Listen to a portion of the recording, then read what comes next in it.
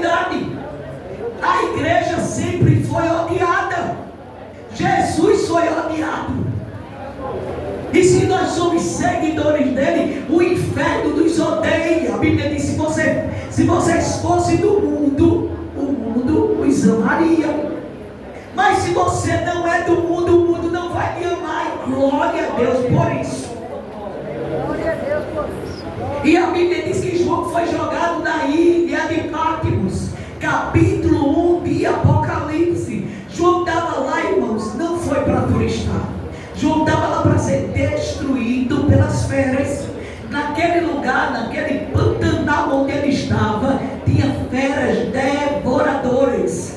João lá não tinha como escapar. Quem colocou ele lá sabia o que iria acontecer. Então, com ordem do império, do governo, ele foi jogado em um lugar deserto para morrer. Fica próximo ao mar Egeu, a ilha de Patmos. E João foi jogado fora para morrer, para servir de exemplo para a igreja e para os cristãos. Porque quando os cristãos observassem assim: o pastor está morto por pregar a palavra, então eu vou recuar, eu vou negar, eu não vou continuar, eu vou desistir. João foi colocado lá como exemplo do que o mal faz.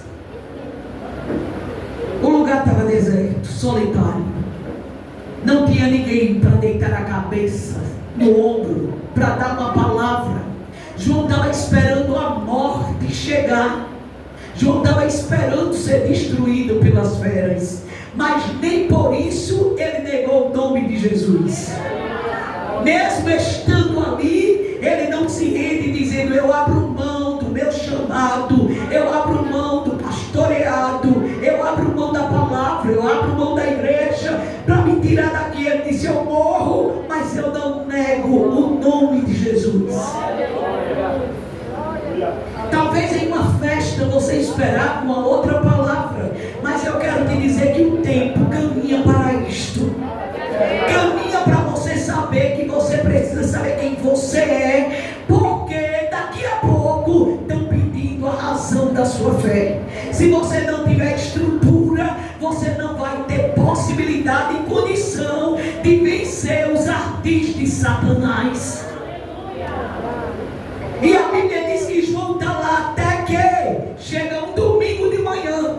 Ele disse: eu ouvi uma voz, como uma voz de trombeta que falava comigo. E quando eu ouvi, João disse assim: não tem ninguém. Eu me virei para ver. Não tem ninguém, então eu quero ver quem está falando aqui. Quem? Irmãos, eu acredito que João estava tão assustado. De um lado, você já pensou você dentro de um lugar solitário, deserto, sozinho, e você escuta uma voz? João diz: pronto, essa ouça falar. O medo, ele estava esperando, ele sabia que alguma fera ia destruí-lo. De repente uma voz, ele disse: esse bicho fala. Quando ele disse: eu virei-me para ver quem falava comigo, quando ele olha, o que ele vê? Ele disse: ele estava em pé.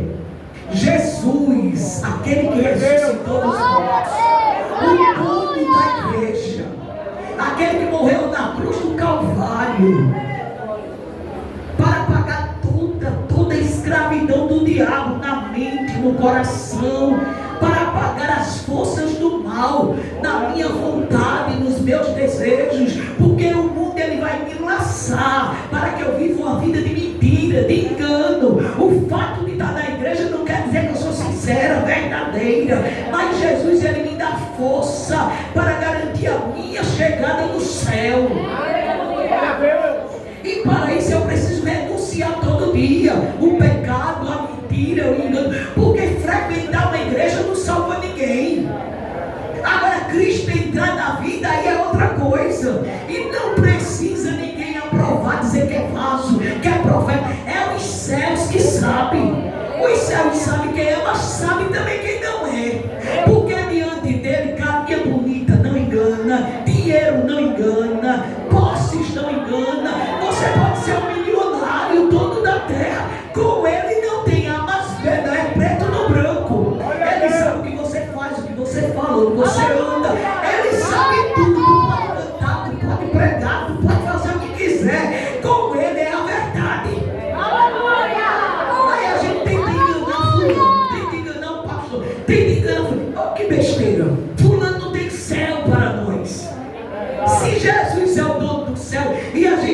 consegue enganar ele, então os engana, a gente está se enganando, porque a ele ninguém engana, ele nos conhece pelo avesso, ele sabe mais de nós do que nós mesmos. Às vezes até a gente se ludibria, achando que a gente é alguma coisa, mas ele sabe que a gente não é nada. A gente não é nada.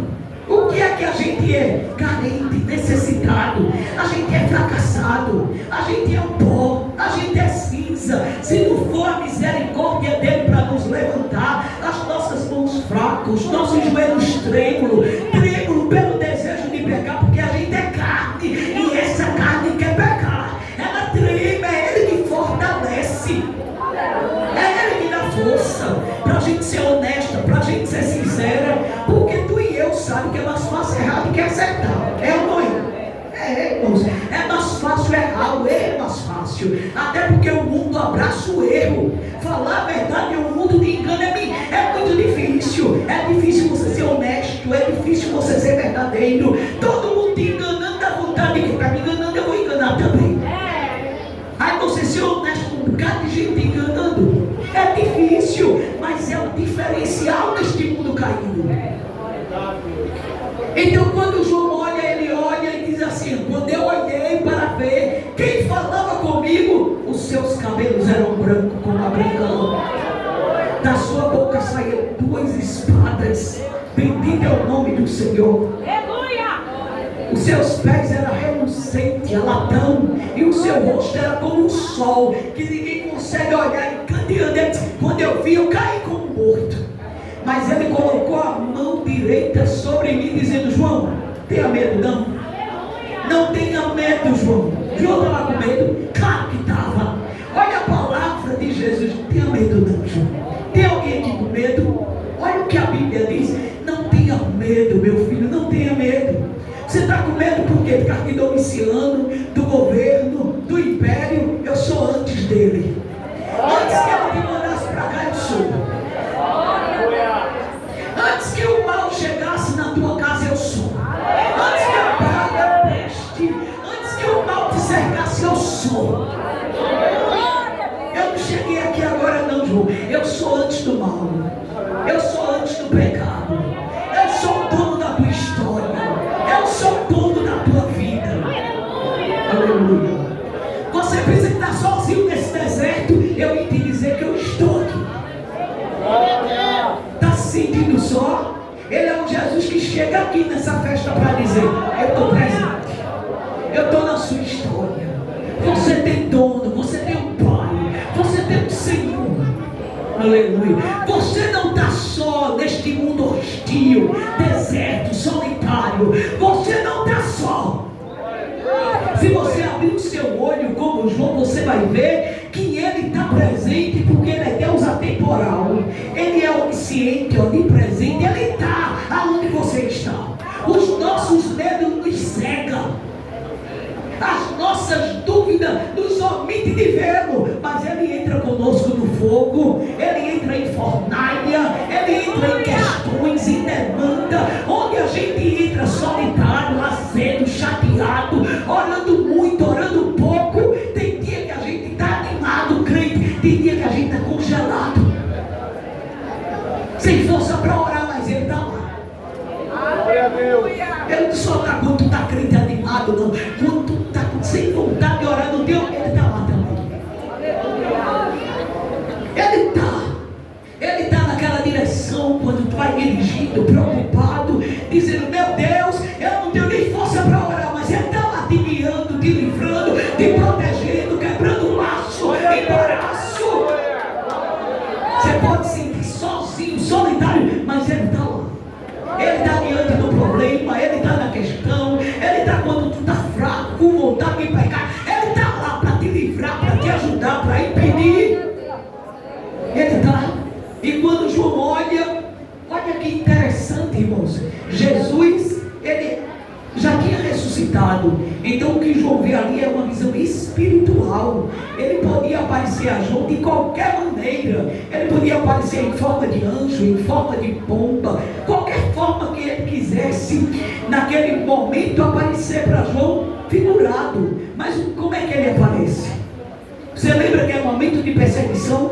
Eu estou falando do Império Romano perseguindo a igreja encurralada, com medo do império, que proibia os crentes pregar, que proibia os crentes falar de Jesus. Eu quero lhe dizer que isso vai acontecer de novo, porque a Bíblia diz que viveremos momentos de perseguição. Então prepara a tua fé, analisa quem é o Deus que você serve, porque nada pode te abalar. Tu tem um Deus que cuida da tua vida, cuida da tua casa. Firma bem as tuas estacas, firma a força do teu joelho, alicerça o teu conhecimento e a tua fé naquele que te chamou. Bendito é o nome do Senhor, porque nós não somos fracos não. Aleluia. Ele nos chamou para ser povo de guerra. Então como foi que ele apareceu para João? Ele apareceu para João, olha.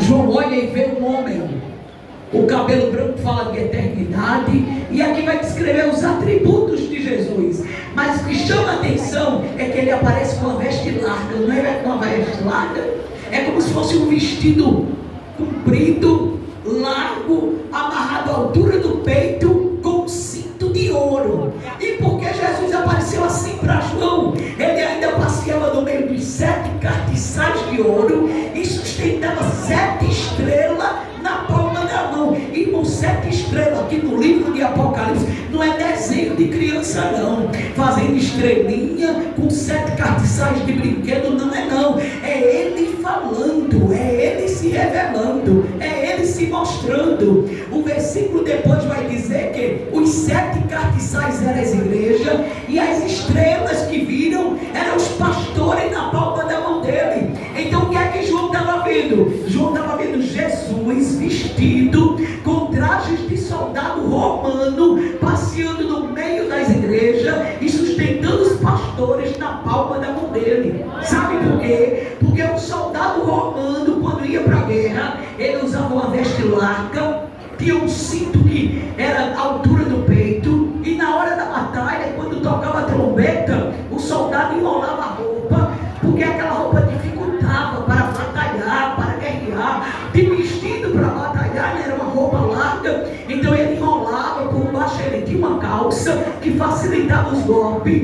Então um soldado enrolava e prendia na altura do peito com um cinto, para a roupa ficar amarrada, e aí ficava fácil para ele golpear. Quando Jesus aparece para ele, aparece como? Com uma veste larga, com um cinto e passeando no meio da igreja. Porque João, como pastor, a preocupação dele era os membros, eram as ovelhas, para não se desviarem, não desanimarem por conta da perseguição. A situação era deserta, era solitária, era caótica. A mente de João está lá. Aí Jesus diz assim: eu estou com a roupa da guerra, eu estou no meio da guerra, eu visto a roupa da sua guerra. Quando João olhar para ela, Jesus está dizendo assim: eu já estou pronto para a batalha. Domiciano não é maior do que eu, o império não é maior do que o meu nome, a potestade não vence o meu nome. Eu estou vivo para nunca mais morrer. Eu tenho a chave da morte e do inferno, e eu quero lhe dizer, João, que eu estou vivo e eu estou passeando. Você não pode estar lá não, você não pode estar em Éfeso, não pode estar em Esmirna, não pode estar em Laodiceia, não pode estar em Filadélfia, mas eu passeio no meio das igrejas, eu sustento